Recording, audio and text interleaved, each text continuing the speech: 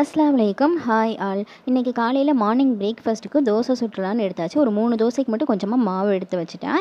சரி இதில் வந்து வெங்காயத்தை தடவி நம்ம வந்து தோசை சுட்டோன்னா நல்லா மொறு மொறுன்னு கிறிஸ்பியாக இருக்கணும். என் காலேஜ் படிக்கும்போது என் ஃப்ரெண்ட் சொல்லியிருந்தா. சரி அந்த டிப் படி நானும் செஞ்சுட்டேன். பாதியாக கட் பண்ணி கரண்டி வந்து இந்த கரண்டி தான் எனக்கு வந்து செட் ஆகும் திருப்பி போடுறதுக்கு. இந்த மாதிரி சின்ன கரண்டி ஃபஸ்ட்டு கொடுத்துட்டாங்களா, அது வந்து பிஞ்சு பிஞ்சு போச்சுன்ட்டு நம்மளுக்கு இதான் செட் ஆகும். நான் செகண்டாக இதை எடுத்துக்கிட்டேன். நல்லபடியாக தோசை பிஞ்சு போகாமல் வந்துடுச்சு. இதுவே போதும். அதுக்கப்புறம் மதியானத்துக்கு வந்து கறி குழம்பு வச்சுருந்தாங்க. சிக்கன் குழம்பு. இன்றைக்கி வெள்ளிக்கிழமை இல்லையா, இதே காலையிலுக்கு தோசைக்கும் வச்சு சாப்பிட்டாங்க. அதுக்கப்புறம் நெய் சாதமும் இந்த சிக்கன் குழம்பும் மதரசாவுக்கு வச்சுடுவாங்க. அதனால தான் குழம்பு கொஞ்சம் தண்ணியாக லைட்டாக நிறைய வைக்கணுங்கிறதுனால இப்படி இருக்குது.